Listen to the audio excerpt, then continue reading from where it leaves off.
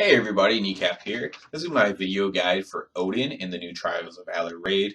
This is for normal difficulty or of course LFR difficulty when that comes out. Obviously LFR you might not need a guide for, but the general principles nonetheless will hold true.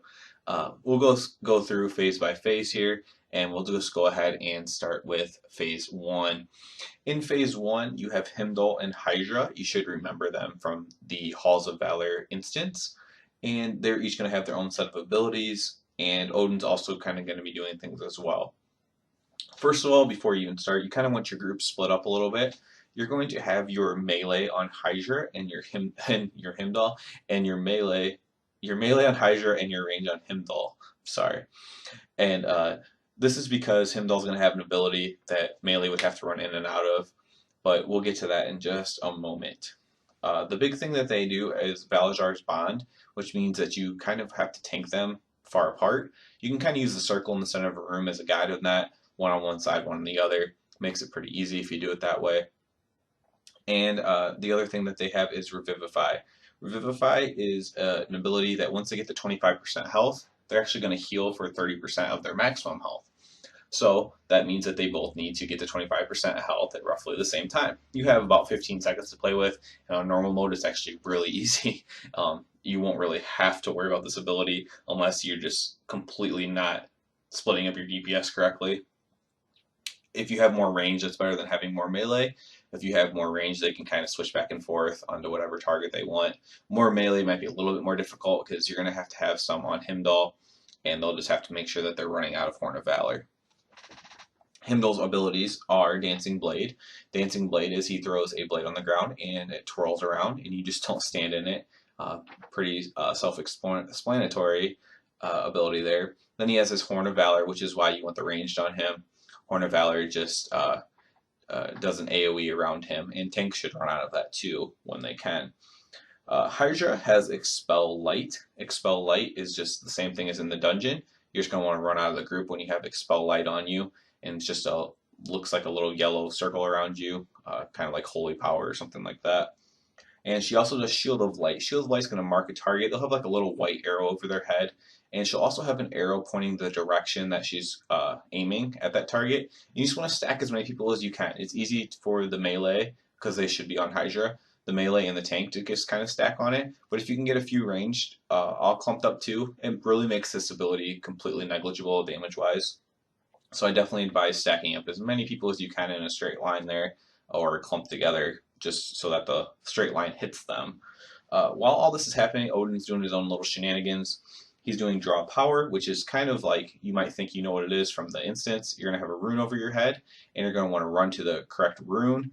But instead of you getting a buff, what you need to do is you need to kill the Valajar on top of that rune. He's going to be fixated to you, and even if you are a healer, you can pretty much kill it.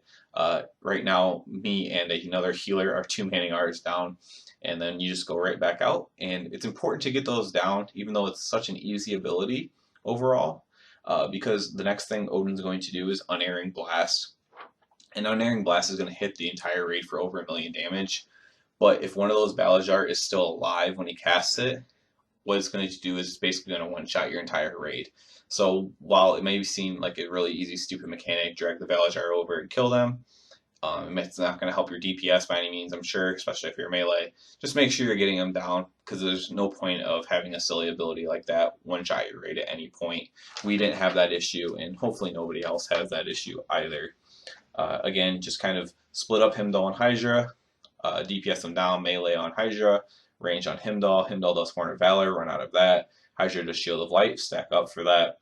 Odin's doing his Draw Power with the runes, go to the correct rune, kill your Valajar, and then heal through Unerring Blast. Of course, if a Valajar doesn't die, you're going to wipe anyway, so just be ready to heal through the 1,000,000 or so damage to everybody from the Unerring Blast. Phase 1 is really easy. We had no wipes on that. Hopefully everyone else has great success in Phase 1 as well. And we'll kind of move into Phase 2, which is just very repetitive. It's not hard by any means. Again, I don't think we wiped it all in Phase 2 either, but it is just very repetitive and a little bit boring. Odin's going to do Odin's Test, which is just a tank swap. He's going to increase haste if he keeps hitting the same target over and over. There's no set point to taunt swap at, just whatever the tanks can handle. So, for example, if one of your tanks can handle 50% haste and the other one can handle 40% haste, those are just arbitrary numbers, aren't real numbers. But that's when you're going to want to do your swap there. So whatever you can handle is what you want to swap at. He's also going to be doing Spear of Light, which is similar to the dungeon ability, but also different. There's going to be more than one hitting, and they're all going to shatter on impact and do just general damage to the entire raid group. That damage isn't too bad. Obviously, you don't want it after an unerring blast, which is going to happen, but that can make you low health. But just the spears blowing up themselves won't kill your raid. But what they are going to do is they're going to shoot those little balls out that you should kind of remember again. What they're going to do is they're going to do a little over 200,000 damage and stun you for 3 seconds. So especially if you're a melee or a tank that gets hit by one, it might kind of get you to get hit by more than one. If you're ranged, you can kind of stand further back and avoid them even easier. But while all this is going on, he's still going to be doing his little draw power ability, where you need to drag the Valajar to the correct rune and get them down before his unerring blast. Just again, make sure that you're watching out for that. Make sure that you're not running into one of the balls of fire there from this Spear of Light while you're trying to get to your rune ability or whatever. That won't be a fun time. It's pretty easy and it's pretty repetitive, so just kind of pay attention. As ranged, what I'll give you, or healer, the further away you stand, obviously, the less likely it is for you to get hit by a ball, even if you stand still. So obviously, stand at ranged, kind of have your ranged somewhat clumped up together. That would be an intelligent move to have as well. Obviously, you're going to have to split up during the draw power ability, and just make sure that all of the Valajar are getting DPS down. So that way you don't get one shot for no reason. Something I want to say as well is for phase 1 and phase 2, if you push them into phase while the Valajar are still up, they will actually lose their shield and you can just DPS them down, and it doesn't matter where you kill them at necessarily. So if you do come to that, don't worry about that. And that's for phase 1 or phase 2. So switching at the wrong time, there is no wrong time to push him into a different phase basically. Once he's at 50% though, he will go into phase 3. Phase 3 is the only phase that my group struggled with at all, and I think there's more just not being prepared than it actually being super difficult. It's actually pretty easy, and overall the damage is pretty low. His one powerful ability that does immediate damage to everyone, really, but can kill the tank, is his Stormforged Spear. Again, this isn't another taunt swap type ability. What he's going to do is the current tank's going to be targeted with a spear, and the other tank needs to taunt off, and the first tank needs to be getting as far away as possible. This is important because if you're not getting far away, it can one-shot a tank, and it's also doing damage to the raid as well. So even if you get your tank down to like 5% health or something, obviously that's not a fun time either, especially as your whole group's taking damage and running out from other abilities as well. So again, just run out the spear as far as possible without standing on the cleansing flame, which I'll get to, and pop a cooldown if you have to, whatever you need to do during that. But you just want to get as far away as possible and swap tanks at that point. He's also going to be doing Storm of Justice, which is similar looking to Expel Light, except for it's blue and not yellow. And what this is going to do is it's going to drop a tornado and explode on anybody close to you when it runs out. So the best place to put these tornadoes is probably on the edge of the room and away from your group as much as possible. If you do this fast enough, you might not have to go back to the same place that you started even. So there's going to be 3 different areas that are lit up. So you might not ever have to go back to the same one. So tornado placement might not be that important on normal mode. Just make sure you're not dropping them in your group is the best advice for the Storm of Justice tornadoes. He's also going to be doing an Arcing Storm ability on on normal mode. This isn't an ability that you even need to worry about. It's just going to be random lightning damage he's doing to a person. It's not really going to, it's going to be negligible damage-wise to your group in this case. And the most important ability, and what I'll spend probably the most time on, is this Cleansing Flame. Cleansing Flame, it's going to be a random pattern or order.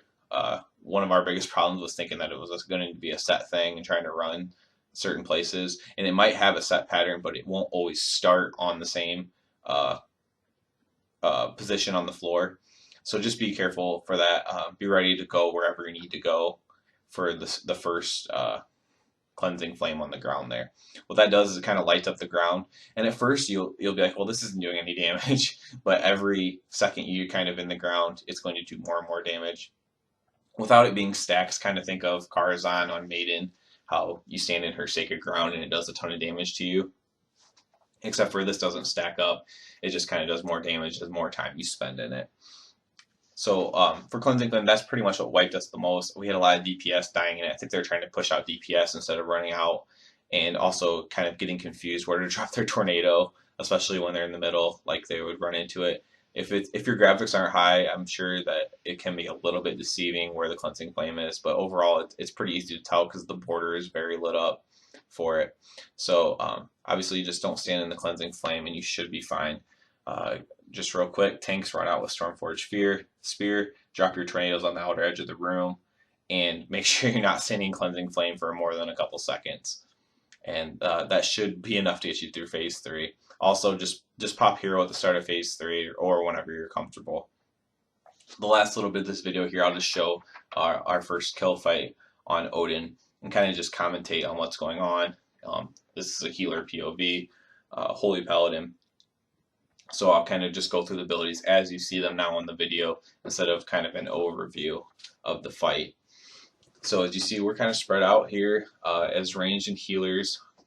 Tank or melee are on Hydra and ranged are on Heimdall. And you'll see the Dancing Blade there over to my left, and she cast a Shield of Light right there we were stacked up for. You saw our health basically didn't go down. We were really good on stacking for that. We were having almost our entire raid stacked up for that, and it basically did no damage to anybody. Here you'll see the draw power ability, and everyone's running to their correct rune. The only time this could possibly be an issue, I suppose, I was mostly responsible for healing the tank on Heimdall, and if I had to run to the other side of the room for a rune, I would have to make sure I let a healer know that I wasn't over there healing. Although the damage that it does, again, is not that much, so I might have been able to run over there, kill it, and get back in time. But just as a precautionary, just to let people know that you might be having to run from side to side with your draw power rune on you. You see there could be up two Dancing Blades up at a time there, not a big deal. Then here you can see the Horn of Valor ability. Obviously no one's standing in that. Our tank runs out of it. It's a Demon Hunter tank. Pretty high mobility. Here you'll get to see that the Dancing Blade does actually move a little bit. I didn't know that until that moment. So I actually did get hit by it a little bit there. As you can see, the damage was nothing big. I accidentally ran through it again. Again, it barely hurt me at all. Stack up for the Shield of Light ability. Again, as you can see, basically no damage to the raid at all. There's an Expel Light for you, running out for Expel Light. And you can see they're kind of getting DPS down at a fairly similar rate. And we actually pushed the phase while the ads were coming out. You can see the rune goes off of them, and you're just free to kill them at your own leisure. Here you'll see this is a few attempts of wiping on phase 3. I kind of have the idea of standing further away on the Spears of Light, and it's actually very easy to avoid getting hit by those balls. Here you can see too our ranged and healers are kind of stacked up, which makes it pretty nice. You can kind of move as a group then. Until the Runes of Power, of course, but after that, after you kill your Valajar, obviously it's wise to stack back up if you can. As I already stated, this phase is extremely repetitive, but it's just important to note, just don't be sloppy with getting hit by the balls all the time. Your healers may need more mana in phase 3, so just don't soak all the damage, even though a lot of it is able to be healed through. Another important thing is when you have the rune on you, make sure you're not just running through everything. Don't get hit by the actual swirly on the ground where the blade's going to pop up at. Just be careful while you're taking them there. You have plenty of time to kill them before an Erring Blast, but again, it is super important to kill them because if you don't kill them before, it will wipe your raid. So as a healer, you can even see me kind of running around and helping kill them because that's just kind of something that I take upon myself to do.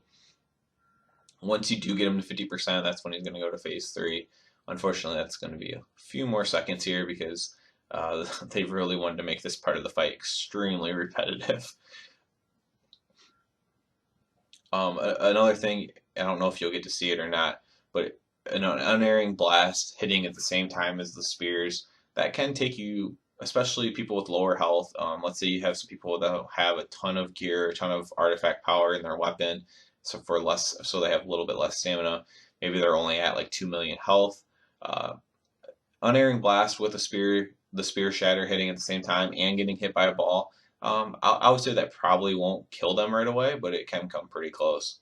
Here you can see me dodging some balls there while I have a rune on me, just kind of being careful, take it slow, get them over there.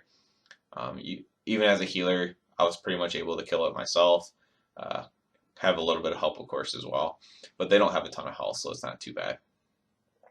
Obviously, call out for help if you do need help, and just make sure you get them down. As you can see, the damage during this phase is actually extremely low as well. Even though I'm not being efficient at all with my heals, I'm nearly at full mana. So on phase 3, we get lucky, and the very first one is here in the center, the first open area here. So I go ahead and I drop my tornado all the way in the back in the corner where we'll probably never need to go. And some of our DPS actually just start dropping it around here on the outer edge of this circle, which is fine as well. I mean, just know that they're there. Don't run into them. As long as you don't run into them, it's not a problem. You will see that I do eventually hit it though, hit one of those though in phase 3, and I end up dying in phase 3. I'm the only person who dies, of course. My only time dying, basically not last, was right here. So I bubble right here, and what you will get to see though is how much damage this cleansing flame does over time here. So my bubble runs off, I get hit by this thing and tornado, and by the time I hit the ground, this cleansing flame is just killing me fast. There's nothing I can do.